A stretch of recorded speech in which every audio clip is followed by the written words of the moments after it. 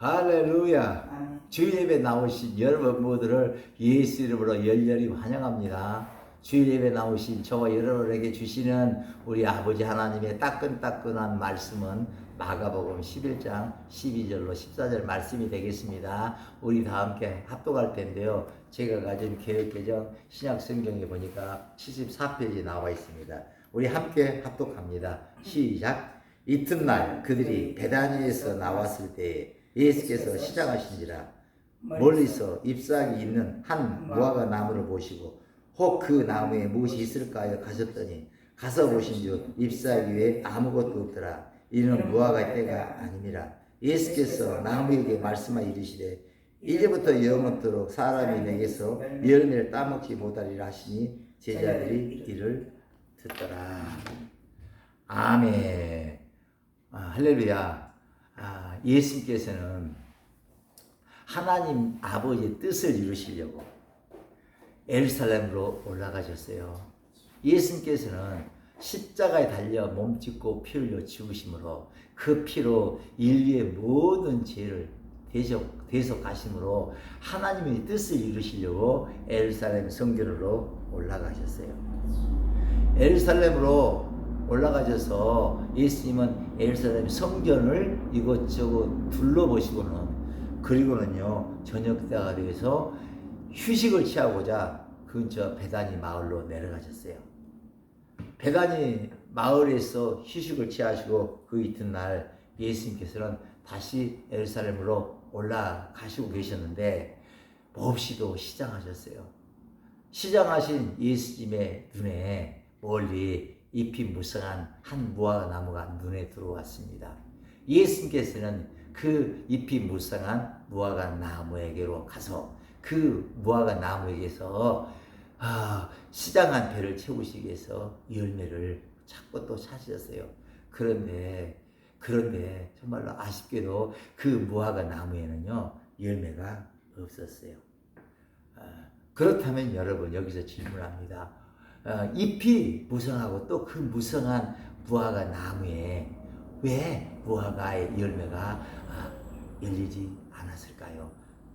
그 이유가요 오늘 본문에 나와 있습니다. 우리 본문 우리 13절 한번 다시 한번 읽겠습니다. 시작.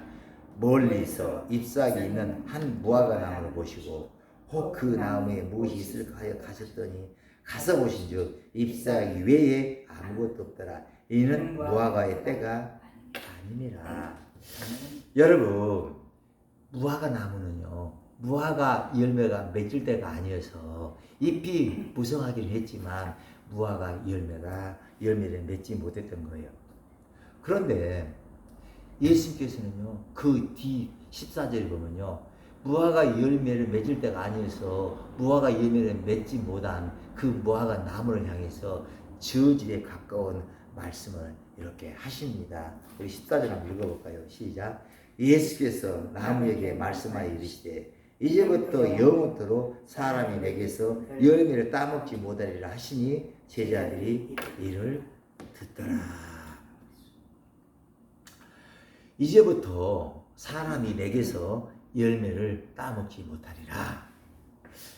여러분 이 말씀은 무화과 나무에게는 가장 치명적인 저주에 가까운 말씀인 줄로 저는 믿습니다. 왜냐하면 무화과 나무가 존재하는 이유가 뭡니까? 무화과 나무는 잎을 무성하게 하기 위해서 존재하는 것이 아니라 무화과 열매를 맺기 위해서 존재하기 때문입니다. 그런데 이제부터 영원토록 이 열매를 맺지 못할 것이라고 예수님이 말씀하셨기 때문에 이보다 더 치명적인 저주의 말이 어디 있겠습니까? 여러분을 예수님을 어떤 분으로 알고 그리고 믿고 따르고 계십니까? 저는요 예수님은 참 좋으신 분으로 예수님은 참 선하신 분으로 예수님은 생명이 없을지라도 생명을 줘서 살려주시는 그런 생명주로 저는 믿고 그리고 따르고 있습니다. 그런데 오늘 본문에 보면 그토록 생명 주시기를 기뻐하시는 살리시기를 기뻐하시는 그분이 열매를 맺을 때가 아니어서 열매를 맺고 싶어도 맺지 못하고 있는 그 무화과 나무를 향해 저주를 하십니다. 그것도 다시는 열매를 맺지 못하도록, 그것도 또 다 모든 사람이 듣지 않으려고 해도 다 들을 수 있도록 큰 소리로 이렇게 말씀을 하십니다. 여러분, 예수님께서는 이렇게 무화과 나무에게 무화과 나무의 존재 가치를 박탈하세요. 여러분, 이런 말씀을 들을 때 여러분 아무 갈등이 없이 이 하나님 말씀이기 때문에 아멘 하고 싶지만 아멘이 그렇게 잘 되십니까? 아마도 여러분도 저처럼 아멘 하는데 많은 갈등이 따를 거예요. 그런데 오늘 우리가 이 선하신, 좋으신, 생명 주실 기뻐하신 예수님이 이런 말씀을 하실 수밖에 없었던 그 이면에 숨겨진 그 비밀을 알게 된다면, 그러면 여러분도 저처럼 아무 갈등 없이 아멘 하면서 하나님의 말씀을 이렇게 말씀에 동의하게 되실 줄로 믿습니다. 여러분, 이 마가는 마가복음을 기록하면서 하나님께서 자신에게 주신 그 말씀을 보다 더 선명하고 보다 더 알차게 전하기 위해서, 많은 사람이 전하기 위해서 그 마가는요 독특한 문학적인 기법을 사용하고 있는데, 마가가 사용한 독특한 문학적인 기법이 문학 형식이 뭐냐면 샌드위치 기법입니다. 샌드위치를 여러분 어떻게 만듭니까? 여러분 빵가게에 가서 식빵을 사가지고, 그리고 그 식빵 2조각을 가지고 그 속에다가 각종 야채를 집어넣고 덮어서 그래서 맛있게 이렇게 먹는 것이 바로 샌드위치 아닙니까? 이와 같이 마가는요 어떤 얘기를 이렇게 그러다가 그 중간에다가 좀 이 다양한 다른 그 이야기와 동떨어진 다른 이야기를 그 안에다 집어넣고는, 그리고는 지금까지 하던 이야기로 마무리를 덮어서 마무리를 하는 그런 형식으로 이렇게 마가복음을 많이 기록하고 있어요. 그러므로 신학자들은요 마가복음을 기록한 마가가 사용한 그 기법을 샌드위치 기법이라고 그렇게 이렇게 명명하게 된 거예요. 여러분, 샌드위치를 한번 생각해 보시기 바랍니다. 샌드위치를 보면 겉에 보이는 그 식빵이 중요합니까? 아니면 그 속에 들어있는 각종 야채 그 내용물이 중요합니까? 겉에 있는 식빵도 중요하지만, 그러나 보다 더 중요한 것은 그 속에 들어있는 내용물일 것입니다. 여러분, 오늘 본문이 기록된 마가복음 11장 11절로 25절, 25절을 보면요, 이렇게 어떻게 하나님의 마가가 말씀을 전개하기 때문에 이 샌드위치 기법이라고 신학자들이 그렇게 명명하는지를 알 수가 있어요. 오늘 본문 마가복음 11장 11절 14절에 보면 예수님께서 무화과 나무를 저주하는 내용이 이렇게 나옵니다. 그리고 곧이어 15절로 19절에 보면 예수님께서는 예루살렘 성전에 올라가서 더럽혀진 예루살렘의 성전을 정화시키시는 내용이 그렇게 나옵니다. 그리고 곧이어 20절로 21절에 보면 예수님께서 저주하셨던 그 무화과 나무가 뿌리째 말랐다라 라고 말하면서 이 말씀을 마무리합니다. 이렇게 마가복음 11장 11절로 25절까지에 기록되어 있는 이 이야기를 간략하게 정리하면 이런 것입니다. 예수님께서 잎만 무성한 무화과 나무를 저주하시자, 그러자 무화과 나무가 뿌리채 말랐습니다. 이것이 바로 마가복음 11장 11절로 12절에 이렇게 내용이에요. 그런데 예수님이 무화과 나무를 저주했다. 그리고 그 중간에다가 예루살렘의 성전에 들어가서 성전을 정하셨다. 그 말씀을 넣고, 그리고 저주하신 그 무화과 나무가 뿌리채 말랐다라 그러면서 이 얘기를 이렇게 마칩니다. 그런 연유로 이런 문학적인 기법을 신학자들은 샌드위치 기법이라고 알기 쉽게 풀이한 거예요. 여기 여러분 여기 본문에 나오는 무화과 나무는 무엇을 상징하고 있습니까? 이스라엘 백성을 상징하고 있는 줄로 믿습니다. 더 나아가 예수 믿고 거듭난 우리들을 상징하고 있는 줄로 믿습니다. 그렇다면 예루살렘 성전은 무엇을 상징하고 있습니까? 이 또한 예수 믿고 거듭난 저와 여러분을 상징하고 있는 줄로 믿습니다. 지금 이 마가복음에서 이 본문에서 예수님 말씀하시고자 하는 그 핵심은 그 마가가 말하고자 하는 그 핵심이 뭐냐면 성전을 정화. 이 성전에 열매가 있어야 된다. 그것입니다. 고린도전서 3장 16절 17절은 이렇게 말씀합니다. 너희는 너희가 하나님의 성전인 것과 하나님의 성령이 너희 안에 계시는 것을 알지 못하느냐. 누구든지 하나님의 성전을 더럽히면 하나님이 그 사람을 멸하시리라. 하나님의 성전은 거룩하니 너희도 그러하니라. 여러분 예수님 당시 예루살렘 성전이 얼마나 웅장하고 얼마나 아름다웠습니까? 예수님 당시 예루살렘 성전에서 정말 일을 하는 제사장들의 복장과 그 모습이 얼마나 웅장하고 얼마나 아름다웠습니까? 여러분 예수님 당시 예루살렘 성전에서는요 잎이 무성한 무화과 나무처럼 그런 화려한 종교 형식이 많았어요. 그러나 예루살렘 성전 안에는요 하나님이 기뻐하시는 그런 열매들이 없었어요.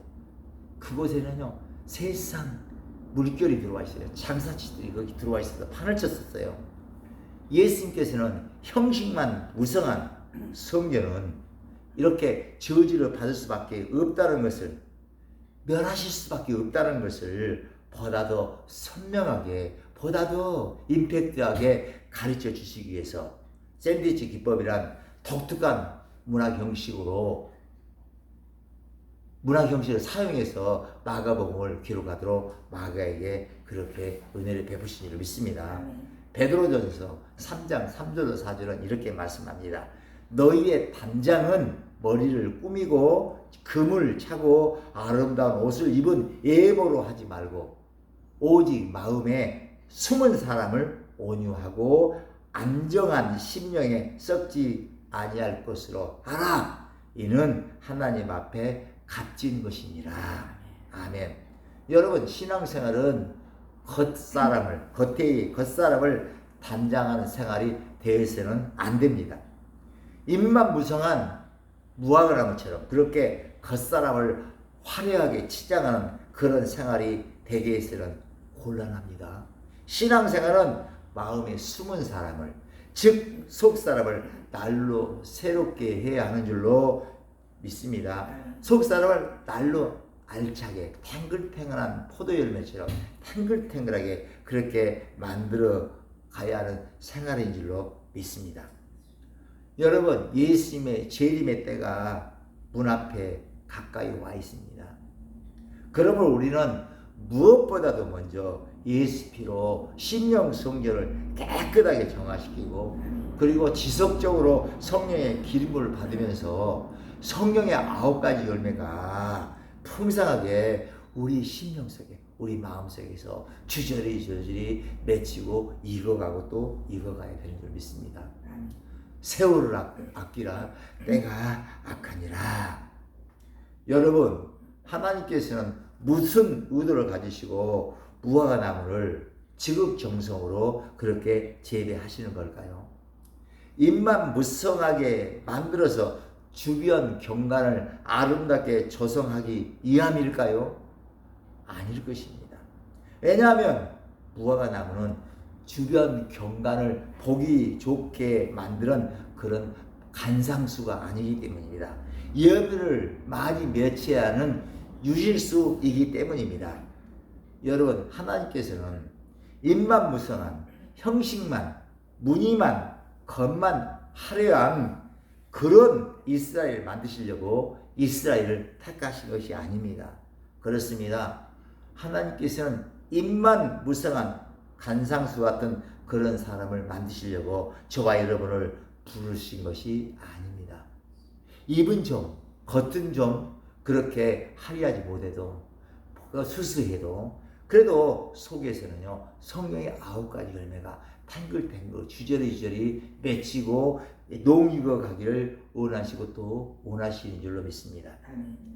여러분 지난주일 저는 지난주 목요일 강주에서 샬롬 치유의 집 그곳에서 성령 집회를 인도하고 고속버스를 타고 이제 인천을 올라오는 과정 가운데 노랗게 익어가는 벼들로 인해 가을 들녘이 참으로 풍성한 것을 보면서 지금 마음에 배가 불러왔어요.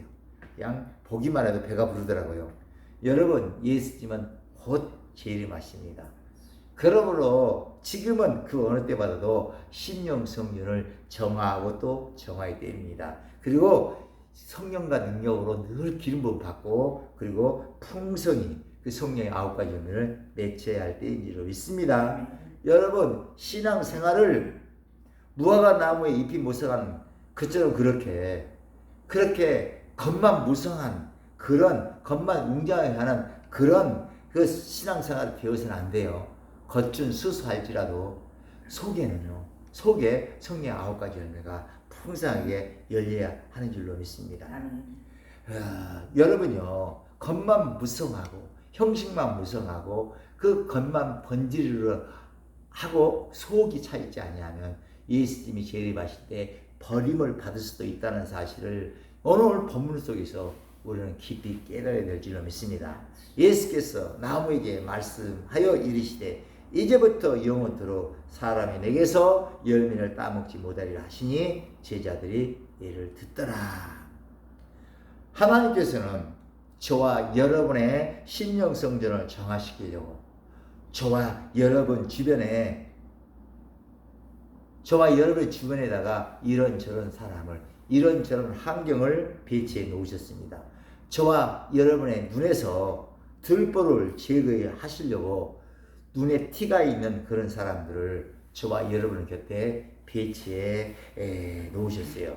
그러므로 남의 눈에 티가 잘 보이고 그리고 그 남의 눈에 티를 지적하며 더 나아가 그 티를 빼주겠다고 그런 생각을 하고 그 빼주겠다고 그렇게 달려가는 자신을 발견하게 될 때 그때 우리는 거기서 생각을 바꿔야 돼요. 몸 밖에 있는 남이 아니라 밖에 있는 남이 아니라 몸 안에 있는 속사람이 나의 속사람이 예수를 닮았는지를 생각해야 하는 거예요. 하나님께서는 눈에 티가 있는 저 사람을 통해 내 눈 속에 들보가 있다고 알려주시는구나 이렇게 생각을 바꿔야 하는 것이에요. 이것이 바로 영의 생각인 줄로 믿습니다.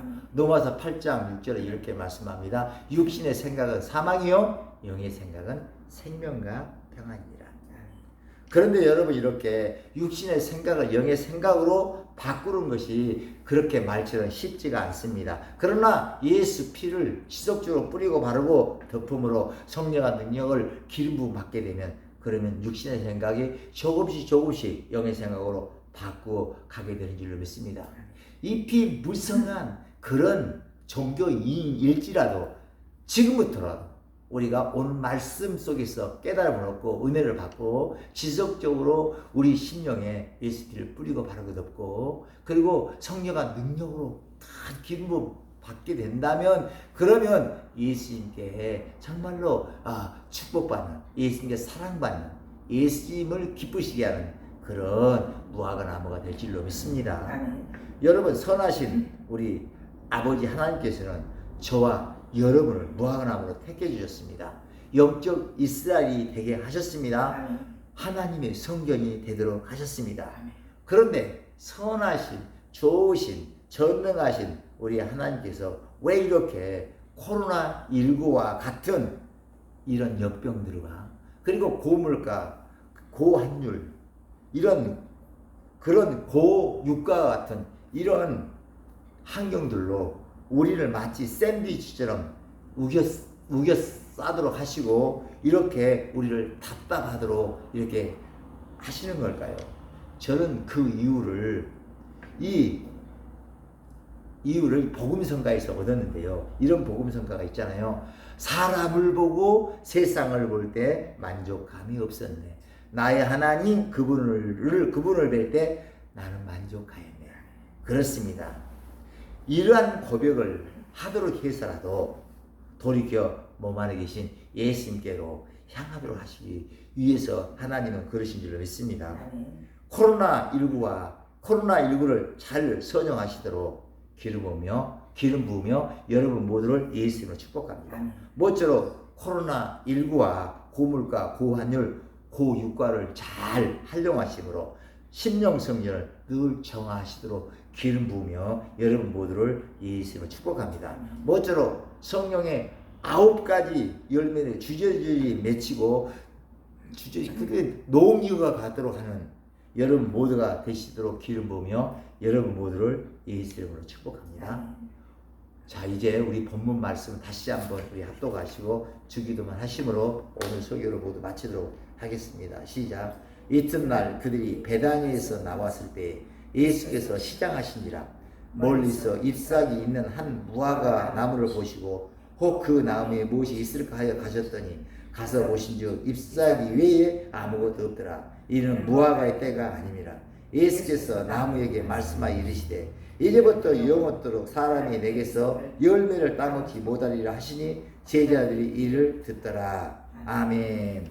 하늘에 계신 우리 아버지여, 이름이 거룩히 여김을 받으시오며 나라에 임하옵시며 뜻이 하늘에서 이루어진 것 같이 땅에서도 이루어지리다.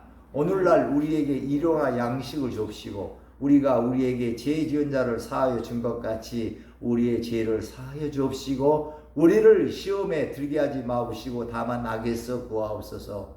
대개 나라와 권세와 영광이 아버지께 영원히 있사옵나이다. 아멘.